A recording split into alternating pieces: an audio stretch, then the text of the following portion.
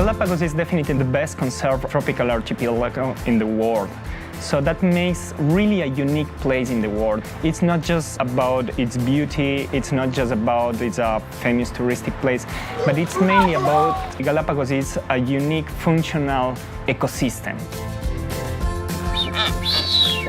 The Galapagos National Park and the Charles Darwin Foundation invited Google to the Galapagos Islands to collect imagery for both scientific applications and management of the islands. Surprisingly, the Galapagos have not been that well mapped in the past. There has always been satellite imagery, of course, but to now take that next step and to work with Google to provide better mapping for Galapagos is something that's very, very important for our work and much appreciated.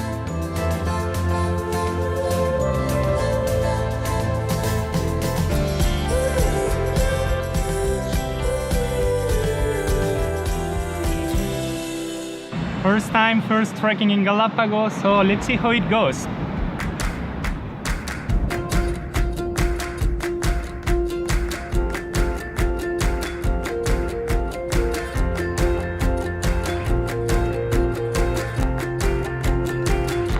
We usually see this kind of turtles here, and actually these tortoises are born in captivity. They are part of the reintroduction program of the Galapagos National Park.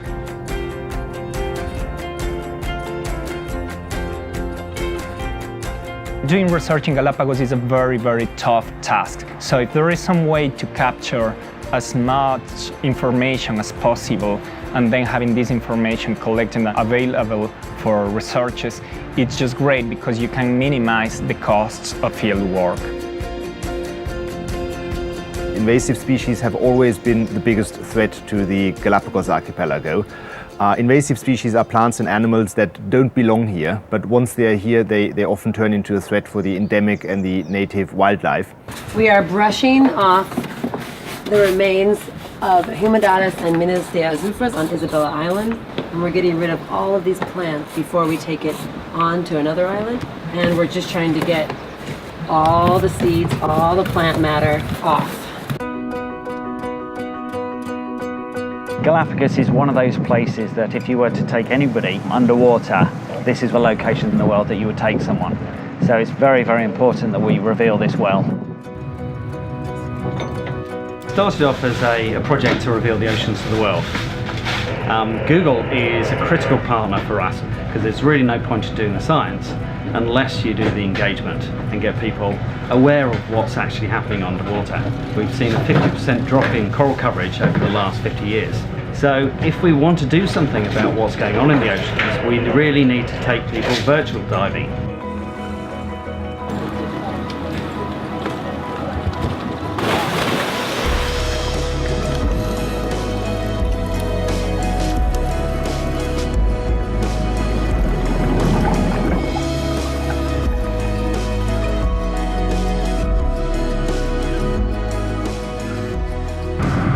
Probably around 50 sea lions, so it's almost like a big ball of sea lions around it.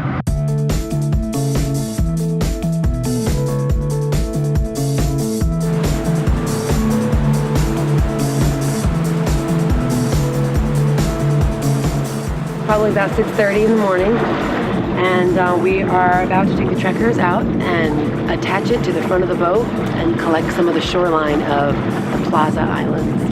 We're hoping to help the Charles Darwin Foundation and the Galapagos National Park Service get validation data and imagery to really prove what kind of vegetation, what kind of birds are in certain areas of the island.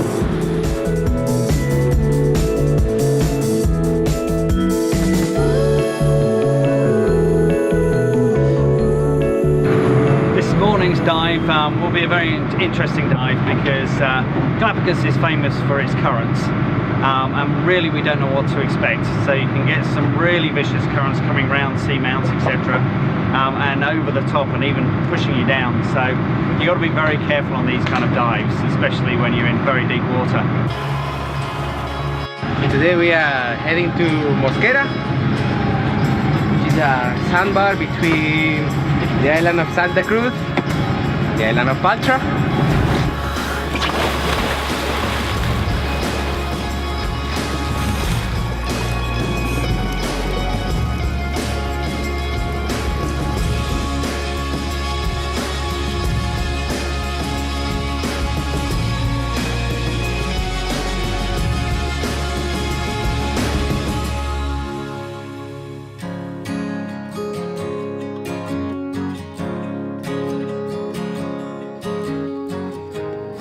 Well, we're here at the horse base camp, and we're about to go up to the top of the crater.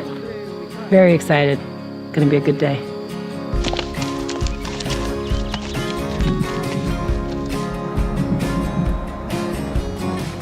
It's a pity that it's closed. It's closed now because otherwise, if it's open, it would be an amazing view here. But let's see if we are lucky, and later we maybe have some sun. Please. Well, just about 5 minutes ago, this was completely cleared. There was no fog. You could see the steam. You could see the sulfur. You could see all the lava.